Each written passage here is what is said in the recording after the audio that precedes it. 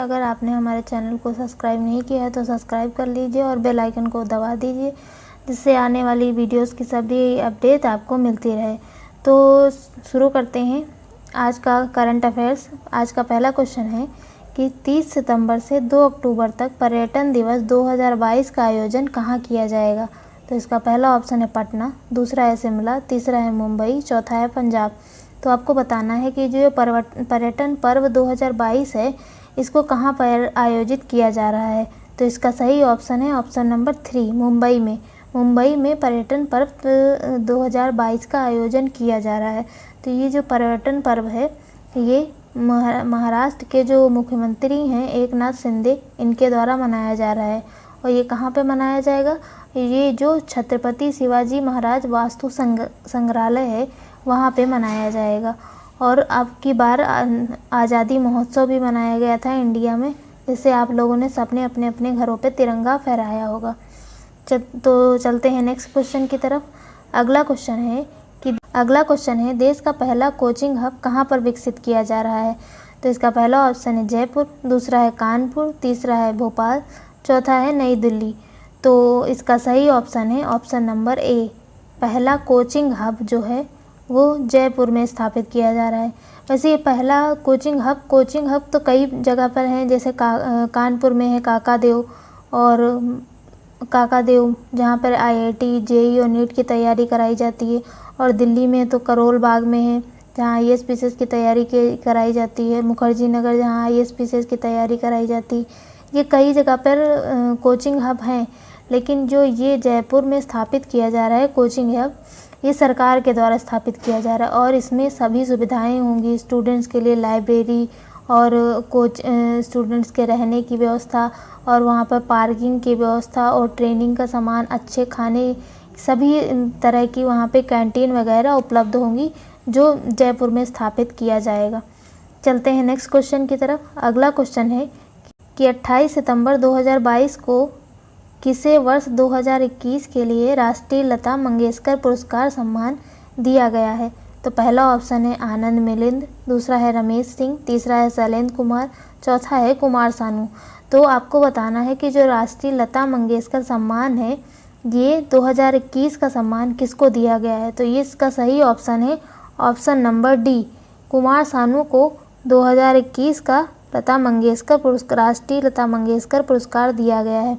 और इसमें जो अन्य नाम दिए गए हैं, जैसे शैलेंद्र कुमार सिंह, इनको 2019 का लता मंगेशकर पुरस्कार दिया गया था। आनंद मिलिंद है, इनको 2020 का राष्ट्रीय लता मंगेशकर पुरस्कार दिया गया था। और जो ये कुमार सानू है, इनको 2021 का लता मंगेशकर पुरस्कार दिया गया है। अगर आपने हमारे चैनल को सब्सक्राइब नहीं किया है तो आपसे रिक्वेस्ट है कि आप हमारे चैनल को सब्सक्राइब कर लीजिए, जिससे आपको आने वाली वीडियोस की सभी अपडेट टाइम टू टाइम मिलती रहे। चलते हैं नेक्स्ट क्वेश्चन की तरफ। अगला क्वेश्चन है कि 28 सितंबर को भारत का न्यायवादी कौन नियुक्त किया गया है। तो इसका पहला ऑप्शन है राजीव कुमार, दूसरा ऑप्शन है मुकुल रोहतगी, तीसरा ऑप्शन है R वेंकटमणि और चौथा ऑप्शन है KK वेणुगोपाल। तो इसका सही ऑप्शन है ऑप्शन नंबर 3, R वेंकटमणि को अपना अगला महान्यायवादी नियुक्त किया गया है। तो हम जानते हैं कि ये महान्यायवादी होता क्या है। जो महान्यायवादी है भारत सरकार का सबसे बड़ा वकील होता है। ये भारत सरकार के जितने भी मुकदमे होते हैं ये इसको लड़ता है, मतलब ये भारत सरकार की तरफ से नियुक्त किया जाता है ये। और इसकी नियुक्ति राष्ट्रपति के द्वारा की जाती है, राष्ट्रपति के द्वारा नियुक्ति की जाती है महान्यायवादी की। चलते हैं नेक्स्ट क्वेश्चन की तरफ। अगला क्वेश्चन है विश्व हरित अर्थव्यवस्था शिखर सम्मेलन का आयोजन कहाँ किया गया। इसका पहला ऑप्शन है दुबई, दूसरा है बीजिंग, तीसरा है टोक्यो, चौथा है नई दिल्ली। तो इसका सही ऑप्शन है ऑप्शन नंबर ए, विश्व हरित अर्थव्यवस्था का शिखर सम्मेलन ये दुबई में आयोजित किया गया। विश्व हरित अर्थव्यवस्था का शिखर सम्मेलन कहाँ आयोजित किया गया, तो ये दुबई में आयोजित किया गया। देखिए ये जो दुबई में है ये वर्ल्ड ट्रेड सेंटर के द्वारा आयोजित किया गया। और ये इसमें मुख्यतः इसके 4 स्तंभ होते हैं, 4 स्तंभ होते हैं, जिसमें 4 स्तंभ में एक में होता है युवाओं के द्वारा, और दूसरा होता है वित्त, तीसरा होता है खाद्य सुरक्षा और चौथा होता है अर्थव्यवस्था। इन सब बिंदुओं पर ध्यान दिया जाता है इस विश्व हरित अर्थव्यवस्था शिखर सम्मेलन में। चलते हैं नेक्स्ट क्वेश्चन की तरफ। अगला क्वेश्चन है, हाल ही में किस देश की सामंथा क्रिस्टोफ्रेट्री ने इंटरनेशनल स्पेस स्टेशन की कमान संभालने वाली पहली महिला बन गई हैं। तो ये इंपॉर्टेंट क्वेश्चन है, टिक लगा लीजिए आप लोग, आने वाले एग्ज़ाम में आप पूछा जा सकता है। तो इसका पहला ऑप्शन है रूस, दूसरा है जापान, तीसरा है अमेरिका, चौथा है इटली। तो ये जो इंटरनेशनल स्पेस स्टेशन की कमान संभालने वाली पहली यूरोपीय महिला कौन बनी है, तो ये है सामंथा क्रिस्टोफ्रेट्री, जो है इटली से संबंधित है। तो ये जो रूस है, इसकी जो एजेंसी है, जैसे भारत में इसरो है वैसे ही रूस की एजेंसी है, उसको रॉसकोमॉस कहते हैं। और जापान की है तो वो जैक्सा है। अमेरिका की तो आप सबको पता होगी, नासा के। और इसका इटली का है ISA। याद रखिएगा आप लोग, ये सब अलग अलग देशों की वो स्पेस एजेंसी हैं, जैसे इंडिया की है इसरो। चलते हैं नेक्स्ट क्वेश्चन की तरफ। अगला क्वेश्चन है, 29 सितंबर 2022 को प्रधानमंत्री नरेंद्र मोदी ने कहां पर दुनिया के पहले CNG टर्मिनल का शिलान्यास किया। ये भी क्वेश्चन इम्पॉर्टेंट है, क्योंकि दुनिया में कुछ ऐसा पहली बार हुआ है जो सबसे पहले इंडिया में हुआ है, वो भी नरेंद्र मोदी के गुजरात में। तो इसका पहला ऑप्शन है भावनगर, दूसरा ऑप्शन है जयपुर, तीसरा है चंडीगढ़, चौथा है कोटा। तो ये सही ऑप्शन है भावनगर। भावनगर में दुनिया के पहले CNG टर्मिनल का शिलान्यास किया गया, जो नरेंद्र मोदी के द्वारा किया गया, हमारे प्रधानमंत्री नरेंद्र मोदी के द्वारा। CNG मुख्यतः जो है ये हमारे वाहनों में प्रयुक्त की जाती है, और इसका जो मुख्य घटक होता है वो होता है मीथेन। आप लोग याद रखिएगा। चलते हैं नेक्स्ट क्वेश्चन की तरफ। अगला क्वेश्चन है, विश्व भर में भाषा को समझने के लिए अंतर्राष्ट्रीय अनुवाद दिवस कब मनाया जाता है। तो इसका सही ऑप्शन है ऑप्शन नंबर 1, 30 सितंबर। 30 सितंबर को राष्ट्रीय अनुवाद दिवस मनाया जाता है।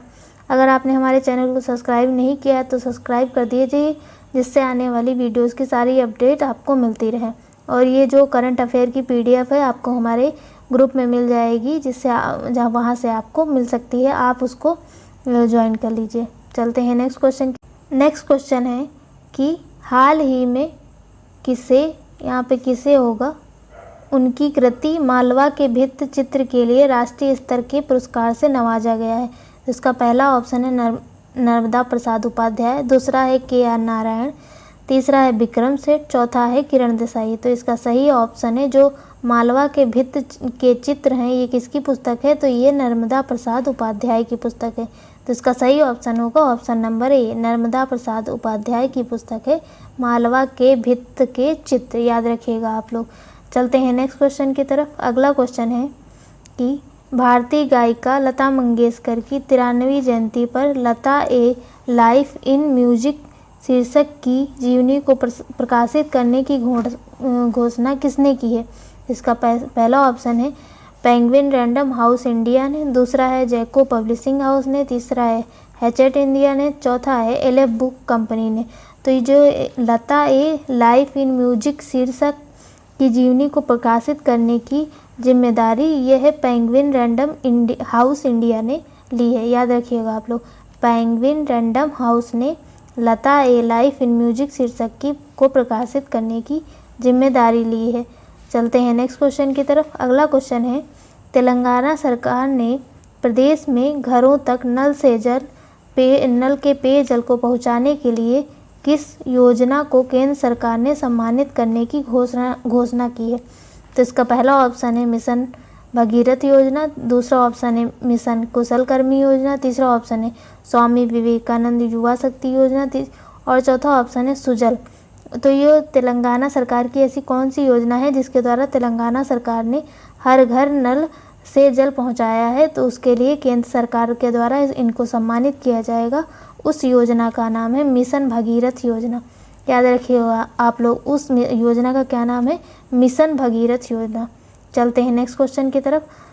आज के क्वेश्चन यही समाप्त होते हैं। अब हम आज के कुछ महत्वपूर्ण तथ्यों पर ध्यान देंगे जो हमारे आने वाले एग्ज़ाम के लिए बहुत इम्पोर्टेंट है। तो पहला है कि औरंगाबाद का नया नाम क्या है। अभी जब एकनाथ शिंदे की सरकार बनी है जब से महाराष्ट्र में, उसके कुछ दिन पहले वहाँ के जो मुख्यमंत्री थे उद्धव ठाकरे ने उन्होंने औरंगाबाद का नाम बदलकर संभाजी नगर रख दिया है। नेक्स्ट है, देश का सबसे पहला ऊंचा ओपीडी टावर कहाँ पे बन रहा है। तो देश का सबसे पहला ऊंची ओपीडी टावर ये है जयपुर में बन रहा है। नेक्स्ट है, हाल ही में राशिद चंद्र रोवर लॉन्च करने की घोषणा किस देश के द्वारा की गई है। तो राशिद चंद्र रोवर जो है ये यूएई के द्वारा लॉन्च किया गया जाएगा। देखिए जब से यूएई में ये सलमान की वहाँ के प्रिंस जो हैं सलमान हैं, उन्होंने जब से सत्ता संभाली है तब से उन्होंने बहुत से अधिकार महिलाओं को भी दिए हैं। थोड़ा जो वहाँ का मुस्लिम रूल था उसको लूज़ किया है और उन्होंने कहा है कि आने वाले समय में सऊदी अरेबिया यूरोप से भी आगे निकलेगा और यहाँ पे इसलिए अब वो चंद्रमा पर मंगल मिशन पर सभी जगह अपने मिशन भेज रहे हैं। तो इसका पहला है कि जो राशिद चंद्र रोवर लॉन्च करने की घोषणा किस देश ने की है, तो वो यूएई ने की है। नेक्स्ट है, बरकाह परमाणु संयंत्र, ये भी देखिए यूएई में लगाया जा रहा है बरकाह परमाणु संयंत्र, क्योंकि यूएई में कुछ आने वाले दिनों में जब तेल समाप्त हो जाएगा तो यूएई को परमाणु शक्ति की आवश्यकता पड़ेगी ही, इसलिए वो अभी से अपना इंतज़ाम कर रहे हैं कि वहाँ पे बरकाह परमाणु संयंत्र लगाया गया। नेक्स्ट है होप मिशन। होप मिशन की भी जो है ये छोड़ा गया था, ये यूएई के द्वारा छोड़ा गया था। नेक्स्ट है विश्व की पहली पेपरलेस सरकार। देखिए अब सऊदीया इतना आगे हो गया है टेक्नोलॉजी को लेकर, उन्होंने विश्व की पहली पेपरलेस सरकार बनाई है। मतलब जैसे हमारे यहाँ कुछ स्टेट हैं जो पेपरलेस हो रहे हैं और सऊदीया में तो पूरा सऊदीया की जो सरकार है वही पेपरलेस हो गई। चलते हैं नेक्स्ट क्वेश्चन की तरफ। अगला है ये कुछ टाइगर रिजर्व हैं जो आपको थोड़े थोड़े कराए जाएंगे, क्योंकि अब तक 53 टाइगर रिजर्व बन चुके हैं। आपको डेली मैं 5 या 10 करा दूंगी, इससे आपको याद हो जाएगा। तो पहला है कि ये बांदीपुर टाइगर रिजर्व कहाँ है। तो ये बांदीपुर टाइगर रिजर्व कर्नाटक में है। दूसरा है कि उत्तराखंड कार्बेट नेशनल पार्क कहाँ है। तो ये Corbett national park Amangarh Uttarakhand में है। देखिए आप इसके स्थापना दिवस भी याद रखिएगा, क्योंकि आजकल जो पेपर आते हैं उसमें स्थापना दिवस भी पूछ लिया जाता है, मतलब स्थापना का किस साल हुई थी ये भी पूछा जाता है। नेक्स्ट है कि कान्हा कहाँ पर है। कान्हा राष्ट्रीय उद्यान ये मध्य प्रदेश में है। ये जो मानस है, मानस कहाँ है, ये असम में है। नेक्स्ट है ये मेलघाट कहाँ है, महाराष्ट्र में। आप लोग याद रखिएगा, माँ से मेलघाट, माँ से महाराष्ट्र, तो ये सेम है, तो आपको याद रहेगा। नेक्स्ट है पलामू कहाँ है। तो पलामू ये झारखंड में है। नेक्स्ट है रणथंभौर कहाँ है, ये है राजस्थान में। नेक्स्ट है सिमली पार कहाँ है, उड़ीसा में। आज का लेक्चर यहीं समाप्त होता है। आपको लेक्चर कैसा लगा ये आप हमें कमेंट सेक्शन में बताइएगा, और आपको अगर लेक्चर की पीडीएफ चाहिए हो तो हमारे टेलीग्राम चैनल पे मिल जाएगी, आप वहां से डाउनलोड कर सकते हैं। और हमारे चैनल को लाइक करिए, सब्सक्राइब करिए, और जिससे आने वाली वीडियोस की सभी अपडेट आपको मिल सकें। और थैंक यू गाइस।